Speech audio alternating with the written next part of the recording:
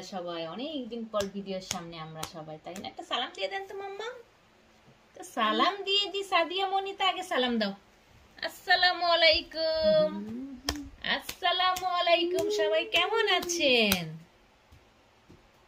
সবাই কেমন আছেন? সারিম একটু বলো। অনেক আসসালামু আলাইকুম। আমরা ভিডিও করছি না, বলো। আমরা অনেকদিন ভিডিওতে আসি না। কেমন আছো তুমি?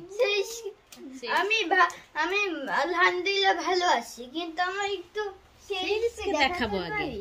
অবশ্যই, এই যে সেরিস মাম্মামকে অনেকদিন পরে দেখিয়েছি।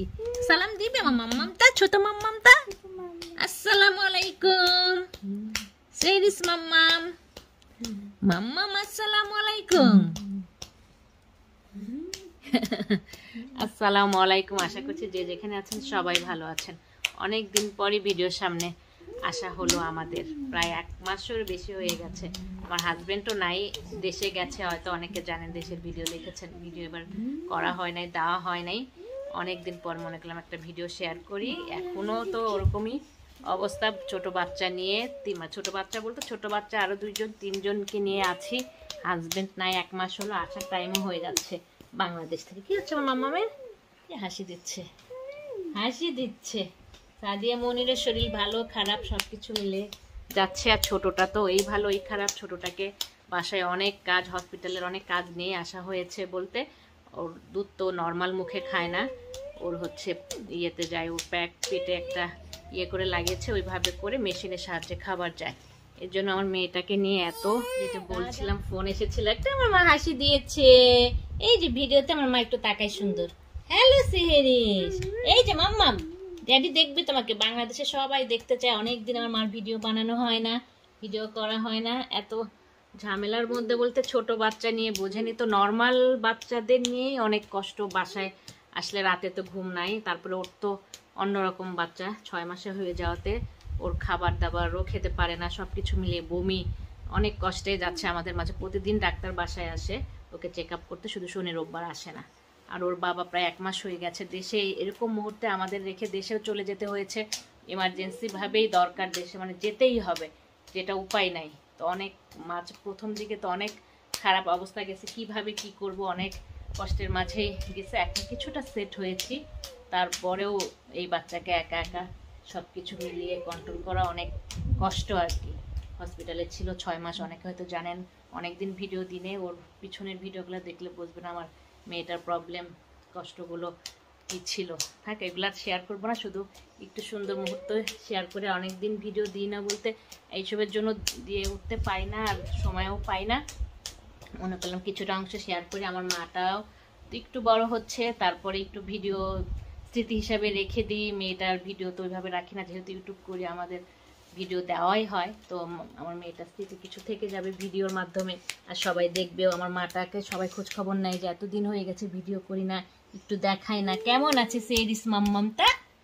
কেমন আছে সেরিস মাম্মামটা? সবাই জানতে চায়, সবাই জানতে চায়।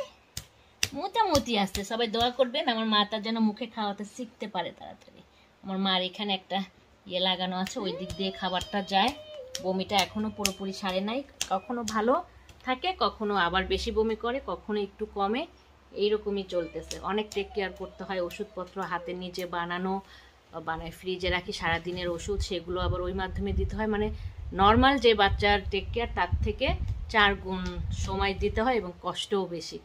চিন্তাও করি নাই কখনো যে এই কষ্টটাও আমার মানে করতে হবে, কিংবা নর্মাল বাচ্চার তো কষ্ট নর্মালি সবারই থাকে, কিংবা থাকে, তার থেকে বেশি কষ্ট এই বাচ্চাকে হ্যান্ডেল করা, কন্ট্রোল করা। তারপরে ওষুধপত্র সব টাইম মতো খাওয়ানো, মুখ দিয়ে খাওয়ানো যায় না ওষুধপত্রগুলো, খাবারও না। তো সব কিছু মিলিয়ে এর জন্য একটু এখন ভালোই ব্যস্ততার কষ্টই যাচ্ছে আমার উপর দিয়ে। কিছুই করার নাই, সবাই দোয়া করবেন আমাদের জন্য। ছোট্ট একটা ভিডিও শেয়ার করলাম অনেকদিন পরে। সাইম কিছু বলবে বোনের জন্য?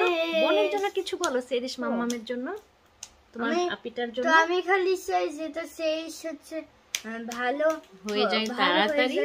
সারিম অনেক টেক কেয়ার করে, বড় হয়ে যায় তাড়াতাড়ি। তাড়াতাড়ি বড় হয়ে আমাদের কষ্টটা কমিয়ে দেয়।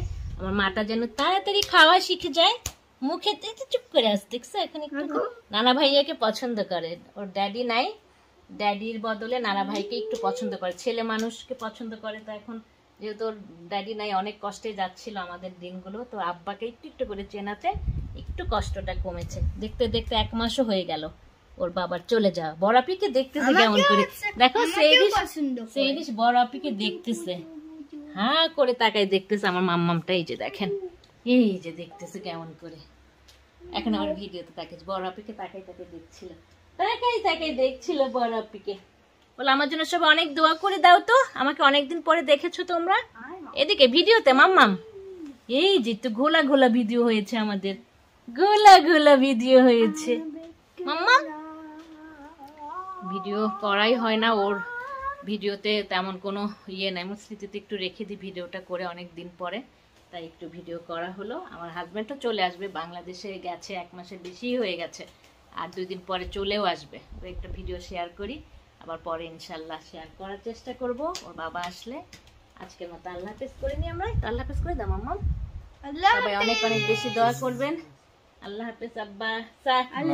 তুমি একটু কোলে না, ওকে কোলে দাও। আল্লাহ হাফেজ। সুন্দর করে কোলে না। এই যে আল্লাহ হাফেজ করে দেন তো মাম্মা। সেরিস এই যে আল্লাহ হ্যালো ড্যাডি, সবাইকে আল্লাহ হাফেজ দাও। বলে আর দেখা হবে, আর 2 দিন পর। কান্না করছে। ওকে, আজকের মতো এখানে বিদায় নিয়ে নি। সবাই ভালো থাকবেন, সুস্থ থাকবেন, আর আমাদের জন্য, আমার মেয়ে ছেলের জন্য একটু বেশি বেশি করে দোয়া করবেন। আপনাদের সবার জন্য অনেক দোয়া রইল। আজকের মতো আল্লাহ হাফেজ। Thank you for watching my video. আমার চ্যানেলটিকে ভালো লেগে থাকলে সাবস্ক্রাইব করবেন, বেল বাটনটিকে ক্লিক করবেন, লাইক করবেন, কমেন্ট করবেন, শেয়ার করবেন। ধন্যবাদ।